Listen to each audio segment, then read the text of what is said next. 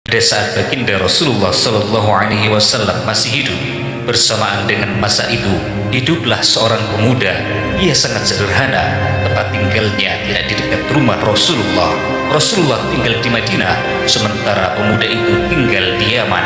Jarak antara Madinah dengan Yaman sekitar 400 km. Ia dengan Rasulullah hidup sezama, semasa, tetapi ia tidak pernah bertemu dengan Rasulullah. Pemuda ini bukan hanya hidup sederhana, bahkan ia termasuk dalam golongan orang-orang miskin. Sebenarnya pemuda ini sangat tampan, matanya biru, rambutnya merah, dadanya bidang, lapang dan panjang, kulitnya kemerah-merahan, wajahnya selalu melihat pada tempat sujudnya dan tangannya menumpang pada tangan kirinya. Pemuda ini tidak pernah lalai dalam membaca Al-Quran. Ia senantiasa menangis. Hanya saja penampilan pemuda ini sangat kumal karena ia hanya punya 2 helai pakaian saja. Pakaian itu dipakai bergantian sehingga menjadi sangat lusuh dan sebenarnya sudah tidak layak untuk dipakai. Penduduk di sekitarnya tidak ada yang menghiraukannya, tidak ada yang peduli ataupun memperhatikan hidupnya. Semua orang acuh tak acuh, bahkan karena miskin dan tidak jelas kehidupannya, pemuda itu sering dijadikan bahan tertawaan. Orang-orang meledek, menghina dan mengolok-oloknya sebagai orang gila, bahkan ada yang menuduhnya sebagai pencuri. Tidak ada satu orang pun yang tahu jika pemuda itu sebenarnya seorang wali Allah, seorang kekasih Allah. Ia sangat soleh. Andai saja orang di sekitarnya tahu bahwa doa pemuda ini pasti dikabulkan Allah, orang-orang pasti akan mendatanginya dengan merangkak karena memohon untuk didoakan. Setiap kali pemuda ini mengangkat tangan untuk memohon dan berdoa kepada Allah, pasti permohonan dan doanya akan Allah kabulkan. Perkataannya memang tidak didengarkan oleh manusia di bumi, tetapi zikirnya, munajatnya, doanya selalu didengarkan oleh para penghuni langit. Karena itulah Rasulullah menjulukinya sebagai pemuda yang tidak dikenal oleh penduduk bumi, tetapi sangat dikenal oleh para penduduk langit. Menurut Rasulullah Sallallahu Alaihi Wasallam, kelak pada hari kiamat, ketika orang-orang ahli ibadah sudah dipanggil satu persatu untuk masuk surga, justru pemuda itu disuruh menunggu di depan pintu surga, bukan karena ia tidak memiliki tempat di surga, tetapi ia disuruh untuk memberikan syafaat kepada orang lainnya supaya mereka dapat masuk ke dalam surga. Siapa nama pemuda itu? Ia belum pernah bertemu dengan Rasulullah, dan Rasulullah belum pernah bertatapan wajah atau bertemu fisik dengannya. Akan tetapi Allah sudah memberitahu kepada Nabi bahwa nama pemuda itu adalah Uwais Al-Qarni.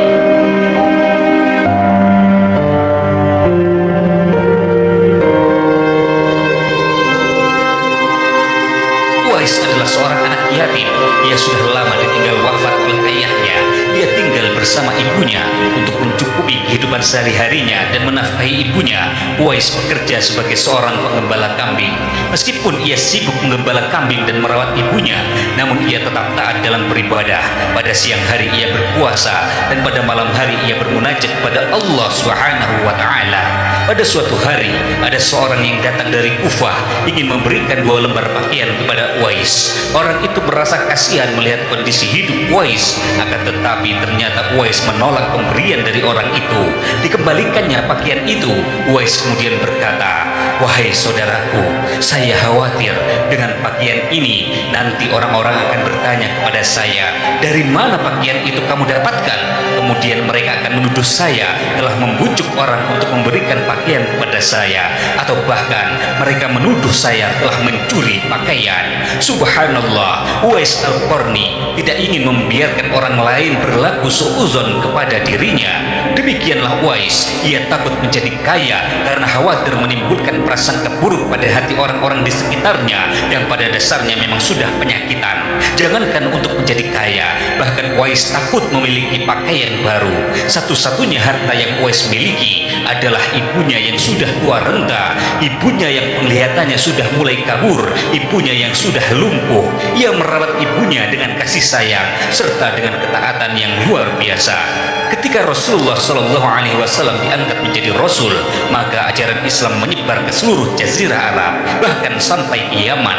Ajaran Islam sangat menarik bagi Uwais Al-Qarni. Lantaran itu, Uwais kemudian memeluk Islam. Saat itu banyak orang Yaman yang pergi ke Madinah untuk dapat berjumpa langsung dengan baginda Rasulullah Shallallahu Alaihi Wasallam. Mereka ingin mendengarkan langsung nasihat dari Nabi, kemudian membawa nasihat serta ajaran tersebut ke Yaman.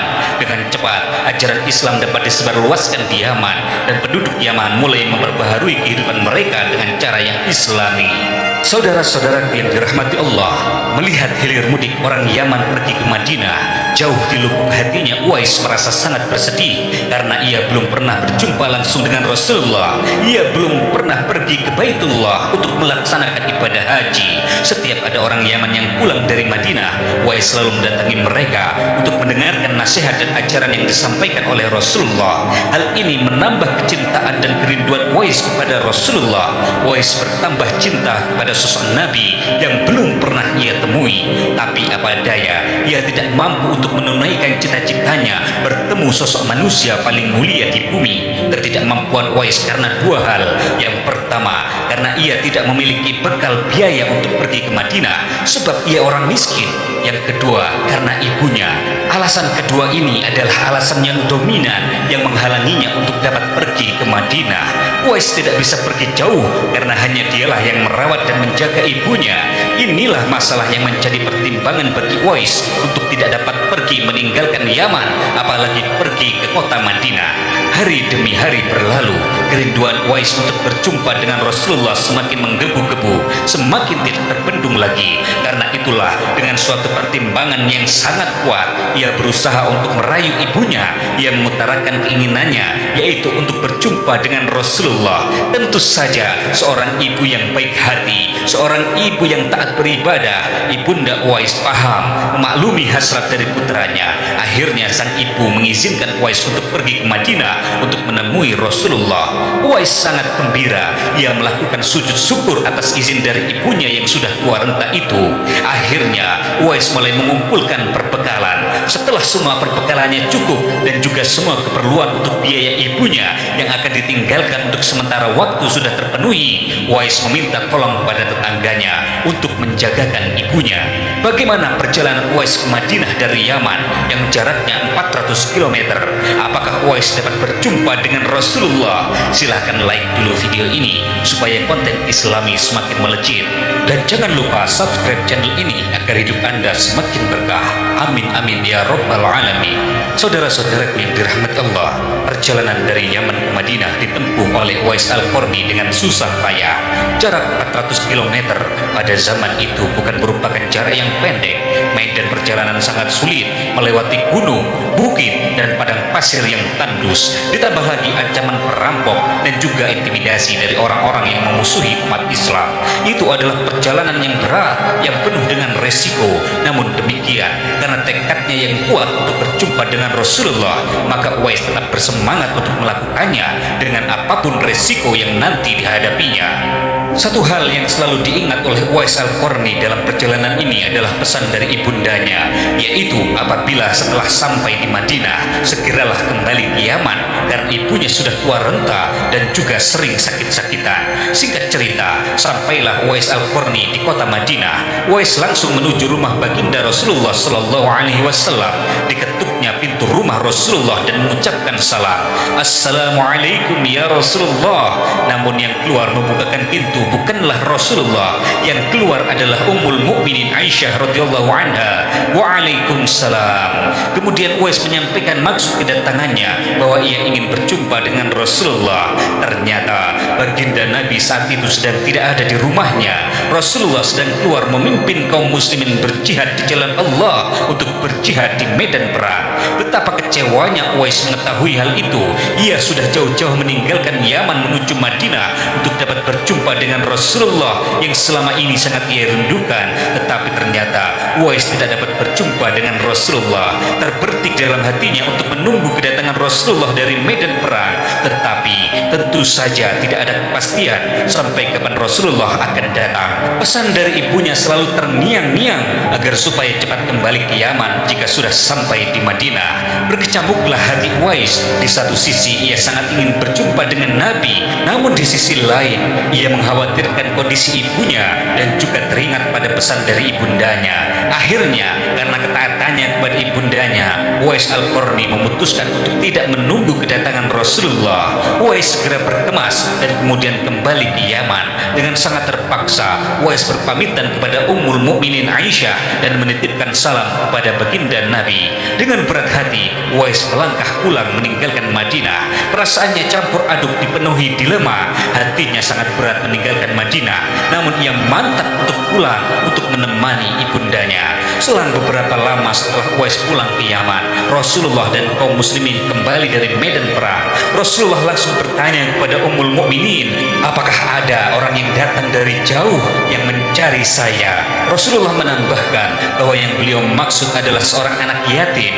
Ia sangat taat kepada ibundanya. Dia adalah pemuda yang namanya tidak dikenal di bumi ini, tetapi sangat terkenal di langit sana.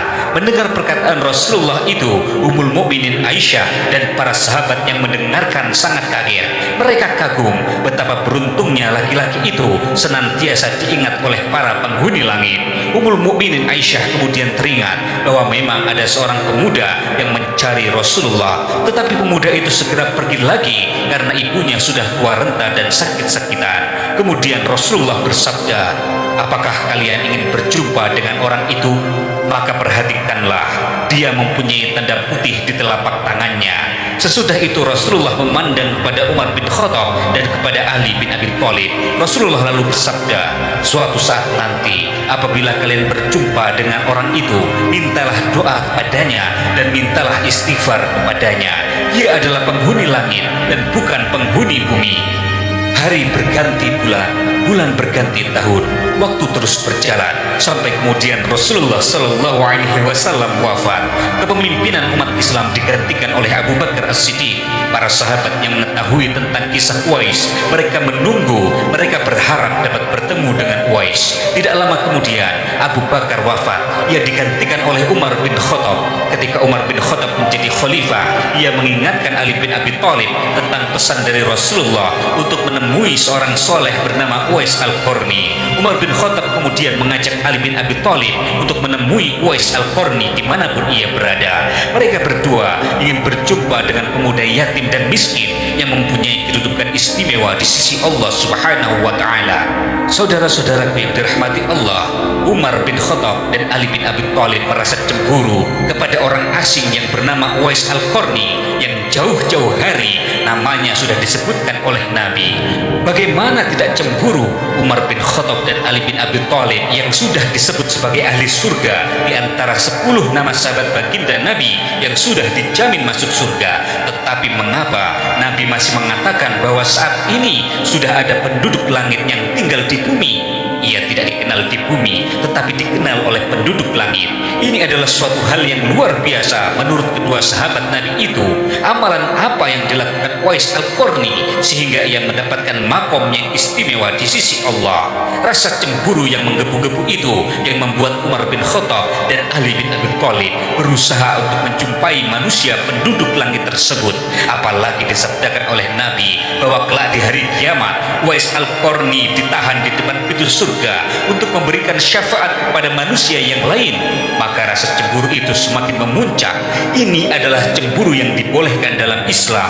Cemburu kepada ahli surga, cemburu kepada penghuni langit, cemburu kepada orang berilmu yang mengamalkan ilmunya, cemburu kepada orang dermawan yang ikhlas menafkahkan hartanya di jalan Allah. Ini adalah rasa cemburu yang diizinkan dalam agama. Pada akhirnya Umar bin Khattab dan Ali bin Abi Thalib, dua orang sahabat Nabi itu, memutuskan untuk menghadang kafilah-kafilah yang datang dari Yaman. Siapa tahu di antara mereka ada yang bernama Uwais Al-Qarni. Setiap kafilah yang datang dari Yaman selalu ditanya oleh mereka berdua, apakah ada yang namanya Uwais Al-Qarni? Sehingga para kafilah yang datang dari Yaman merasa keheranan, mengapa orang mulia seperti Umar dan Ali mencari-cari Uwais Al-Qarni?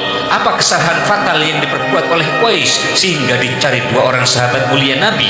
Atau jangan-jangan ada keistimewaan atau kehebatan Uwais Al-Qarni yang di Yaman sendiri orang tidak mengenalnya?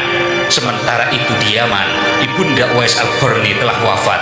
Maka Uwais Al-Qarni memutuskan untuk ikut rombongan kafilah yang menuju ke Madinah. Mendengar ada rombongan kafilah dari Yaman akan datang, seperti biasanya dua orang sahabat Rasulullah itu menunggu kedatangan mereka. Kemudian keduanya segera mendatangi kafilah dari Yaman itu. Seperti biasa mereka bertanya, apakah ada di antara kalian yang bernama Uwais? Orang-orang dari Yaman itu saling memandang. Memang benar, di dalam rombongan mereka ada yang bernama Uwais, tetapi Uwais yang ini adalah pemuda yang miskin yang mereka sewa untuk menjagakan kambing dan unta yang mereka bawa.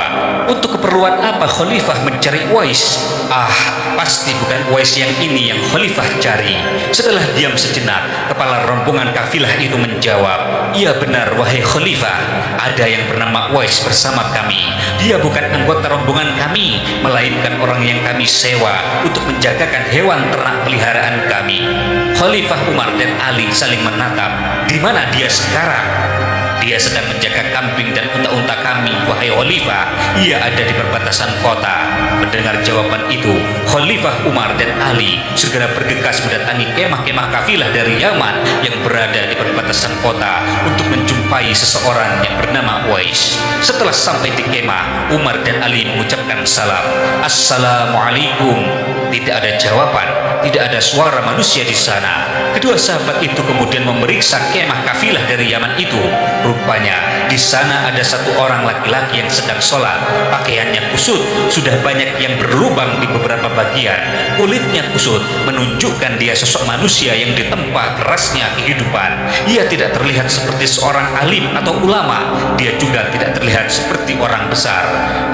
Apakah benar Uwais yang ini orangnya? Dengan sangat sabar, Umar bin Khattab dan Ali bin Abi Thalib menunggunya selesai sholat. Setelah orang itu selesai sholat, Umar bin Khattab dan Ali kembali mengucapkan salam. Assalamualaikum warahmatullahi wabarakatuh. Maka penunggu unta itu menjawab salam kedua sahabat Rasulullah. Waalaikumsalam warahmatullahi wabarakatuh. Sambil menjawab salam, penjaga unta itu mendekati Khalifah Umar dan Ali bin Abi Thalib. Kemudian Khalifah Umar berkata, apakah engkau yang bernama Uwais? Iya benar, kata orang itu. Aku adalah Khalifah Rasulullah, kata Umar. Uwais kemudian mengulurkan tangannya untuk bersalaman dengan Khalifah Umar dan Ali bin Abi Thalib. Ketika berjabat tangan itulah Khalifah Umar menarik tangan lelaki Yaman itu dan segera membalik tangannya untuk memastikan apakah ada tanda putih di tangannya, seperti yang pernah disabdakan oleh Rasulullah ketika masih hidup bahwa Uwais Al-Qarni memiliki tanda putih di bagian tangannya. Dan Allahu Akbar, ternyata benar laki-laki penunggu unta itu adalah manusia yang mereka tunggu-tunggu kedatangannya beberapa tahun lamanya. Ini adalah penduduk langit yang sedang mampir sebentar ke bumi. Umar bin Khattab dan Ali bin Abi Thalib sangat bersuka cita karena akhirnya dapat berjumpa dengan permata yang selama ini mereka tunggu-tunggu, berjumpa dengan Uwais Al-Qarni yang kata baginda Nabi adalah manusia penghuni langit. Kemudian Khalifah Umar berkata, wahai Uwais, aku datang ke sini karena disuruh oleh Rasulullah. Uwais kaget. Disuruh Rasulullah? Iya benar, Rasulullah titip salam untukmu wahai Uwais, kata Umar bin Khattab. Mendengar itu Uwais Al-Qarni menangis. Alaikuma wa alaihissalam warahmatullahi wabarakatuh. Semoga keselamatan tercurah untukmu wahai Khalifah Umar dan Ali, juga kepada Rasulullah. Benarkah Rasulullah menitipkan salam untukku? Kata Uwais Al-Qarni. Kemudian Umar menjawab, Rasulullah tidak hanya menitipkan salam kepadamu, tetapi juga memerintahkan kepadaku untuk meminta doa kepadamu dan memohonkan ampunan kepada Allah untukku. Namun Uwais enggan untuk berdoa. Uwais berkata, seharusnya saya yang meminta doa dari Tuhan berdua. Kalian adalah orang dekat Rasulullah, kalian adalah kekasih Rasulullah. Mendengar jawaban dari Uwais Al-Qarni, Khalifah Umar berkata, wahai Uwais, sudah kukatakan bahwa kami berdua kemari karena diperintahkan oleh Rasulullah untuk meminta doa dan istighfar darimu. Karena terus-menerus didesak, akhirnya Uwais mengangkat kedua tangannya memohon doa dan memohonkan ampunan untuk Umar bin Khattab dan Ali bin Abi Thalib. Setelah itu Umar berkata, wahai Uwais, apakah kamu belum pernah berjumpa dengan Rasulullah? Uwais menjawab, belum wahai Umar. Kemudian Uwais menangis lagi. Kemudian Umar berkata lagi, "Wahai Uwais, bagaimana bisa kamu tidak pergi menemui Rasulullah padahal engkau hidup semasa dengan Rasulullah? Apakah engkau tidak rindu pada Rasulullah, wahai Uwais?" Uwais kemudian menangis. Ia berkata, "Wahai Umar, jika engkau mempertanyakan kerinduanku pada Rasulullah, sungguh kerinduanku sangat besar. Kerinduanku sudah tidak dapat dibendung lagi, wahai Umar." Umar kemudian berkata, "Jika kamu mengaku rindu kepada Rasulullah, lalu mengapa engkau tidak pergi ke Madinah untuk menemui Rasulullah, wahai Uwais?" Menangislah Uwais. "Ya Khalifah Rasulullah, setiap kali ada rombongan kafilah dari Yaman pergi ke Mekah dan Madinah untuk melakukan ibadah haji, yang bisa aku lakukan hanyalah menangis dan meratapi diri karena aku tidak bisa pergi bersama mereka. Kesedihanku sangat tak terkirakan setiap kali ada rombongan pergi ke bumi Nabi ini." "Lalu kenapa kamu tidak ikut rombongan dan pergi?" kata Khalifah Umar lagi. "Wahai Khalifah, bagaimana aku bisa pergi sementara di rumahku ada ibuku yang sudah tua renta yang harus aku jaga dan aku rawat? Bagaimana bisa aku pergi sementara tidak ada yang mengurus amanah yang Allah titipkan kepadaku?" Mendengar itu, kagetlah Khalifah Umar dan Sayyidina Ali. "Wahai Uwais, inilah yang membuatmu menjadi mulia di sisi Allah. Inilah yang membuatmu dirindukan Rasulullah. Tapi sekarang, bagaimana kamu bisa pergi, wahai Uwais?" tanya Umar lagi. "Wahai Khalifah, beberapa waktu yang lalu ibuku wafat, sehingga aku memutuskan segera berangkat ke Madinah. Aku menemui beberapa kafilah yang pergi dan menawarkan kepada mereka untuk menjagakan dan memberi makan kambing dan unta yang mereka bawa. Sebagai imbalannya, wahai Khalifah, mereka membolehkan aku ikut dalam rombongan mereka ke Madinah. Tapi sesampainya aku di Madinah, betapa hancurnya hatiku, wahai Khalifah, mendengar kabar bahwa Rasulullah sudah wafat." Uwais kemudian menangis. Kemudian Umar berkata, "Wahai Uwais, kamu adalah orang mulia di mata Nabi. Meskipun kamu tidak bisa berjumpa Rasulullah secara langsung, tetapi Nabi sudah berkirim salam secara khusus kepadamu. Itu adalah sebuah keistimewaan yang agung, wahai Uwais." Saudara-saudaraku yang dimuliakan Allah, di dalam kitab Ihya Ulumuddin, Imam Al-Ghazali mengisahkan bahwa ketika Uwais sampai di pintu Masjid Madinah, Uwais menerima kabar bahwa di masjid itu Nabi dimakamkan. Seketika itu Uwais Al-Qarni pingsan. Pada saat siuman, Uwais berkata, "Keluarkan aku dari sini, keluarkan aku dari Madinah. Aku merasa tidak enak berada di negeri tempat bersemayamnya Rasulullah." Di sini Uwais menunjukkan rasa cinta, rasa hormatnya kepada Nabi Muhammad SAW. Rasa tidak nyamannya, atau lebih tepatnya rasa malu, muncul lantaran ia tidak berkenan menginjak tanah di suatu daerah yang di dalamnya terdapat jasad mulia Rasulullah. Selain itu, Uwais merasa malu karena ia tidak dapat menjumpai Rasulullah ketika Rasulullah masih hidup. Uwais memposisikan Nabi yang sudah wafat selayaknya ketika Rasulullah masih hidup. Saudara-saudara yang dimuliakan Allah, di akhir pertemuannya dengan Uwais Al-Qarni, Khalifah Umar berniat memberikan uang dari Baitul Mal untuk jaminan hidup Uwais. Namun dengan sangat halus, Uwais menolak bantuan itu. Uwais berkata, "Wahai Khalifah, saya berdoa agar supaya hari ini saja saya diketahui oleh orang. Untuk hari-hari selanjutnya, biarlah saya yang fakir ini tidak diketahui oleh orang-orang lagi." Kemudian dua sahabat Rasul itu berpamitan dan meninggalkan Uwais di kemahnya. Saudara-saudaraku yang dimuliakan Allah, setelah kejadian itu, nama Uwais kembali tenggelam dan tidak langsung terdengar beritanya. Tapi diriwayatkan ada seorang laki-laki pernah bertemu dan dibantu oleh Uwais. Orang itu bercerita, "Pada waktu itu kami sedang berada di atas kapal menuju ke tanah Arab bersama para pedagang. Tanpa disangka-sangka, angin ribut bertiup dengan sangat kencang. Akibatnya hempasan ombak menghantam kapal kami sehingga air laut masuk ke dalam kapal dan menyebabkan kapal semakin berat. Pada saat itu kami melihat seorang laki-laki yang menggunakan selimut berbulu. Ia berada di satu sudut kapal, lalu kami memanggilnya. Lelaki itu bangun lalu melakukan sholat. Setelah itu kami berkata, 'Wahai waliullah, tolonglah kami.' Tetapi laki-laki itu tidak menoleh. Lalu kami berseru lagi, 'Demi Zat yang telah memberimu kekuatan dan kenikmatan untuk beribadah, tolonglah kami.' Lelaki itu kemudian menoleh kepada kami. Ia berkata, 'Apa yang terjadi, wahai saudaraku?' Kemudian kami menjawab, tidakkah engkau melihat bahwa kapal kita dihantam badai ribut dan dihantam ombak?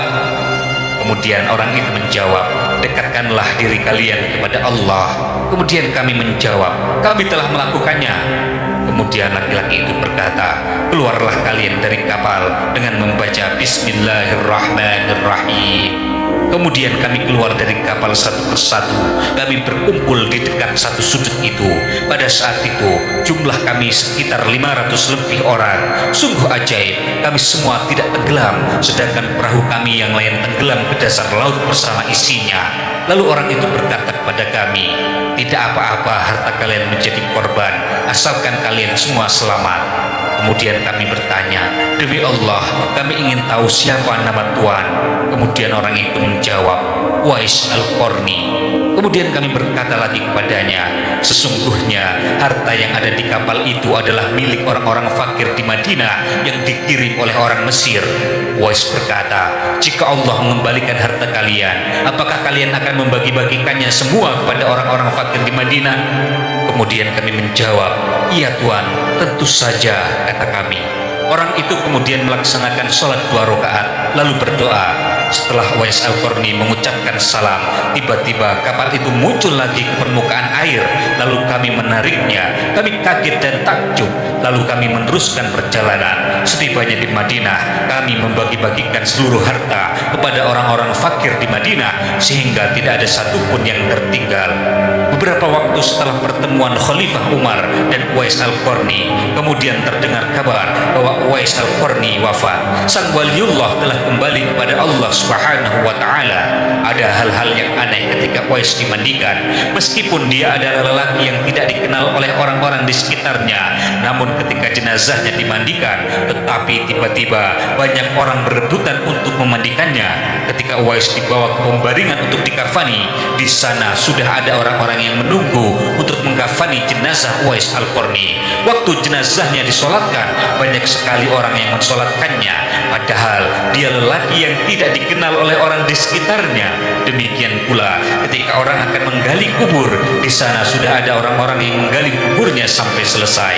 Kemudian pada saat jenazahnya diusung ke kuburan, banyak orang berebutan untuk mengusung jenazah Uwais Al-Qarni. Syekh Abdullah bin Salamah yang pernah ikut berperang bersama Uwais Al-Qarni pada zaman Khalifah Umar bin Khattab, ia berkisah, aku ikut mengurus jenazah Uwais Al-Qarni hingga aku pulang mengantarkan jenazahnya. Lalu aku bermaksud untuk kembali ke tempat penguburannya untuk memberi tanda pada kuburannya. Namun di situ sudah tidak terlihat lagi bekas kuburannya. Saudara-saudaraku, meninggalnya Uwais Al-Qarni menggemparkan masyarakat kota Yaman. Banyak hal terjadi, hal-hal yang aneh dan mengherankan terjadi. Sebegitu banyaknya orang yang mengurus jenazahnya dan mengurus pemakamannya, padahal dia adalah seorang fakir miskin. Ia adalah orang yang tidak dihiraukan oleh orang lain. Sejak dia dimandikan sampai ketika jenazah akan diturunkan ke liang lahat, di situ selalu ada orang-orang yang siap melaksanakan tugasnya terlebih dahulu. Penduduk Yaman tercengang, mereka bertanya-tanya, siapa sebenarnya Uwais Al-Qarni? Sepengetahuan mereka, Uwais adalah seorang fakir miskin yang tidak punya apa-apa. Ia cuma bekerja sebagai pengembala kambing saja. Tetapi bagaimana mungkin ketika hari wafatnya manusia berdatangan sebegitu banyaknya?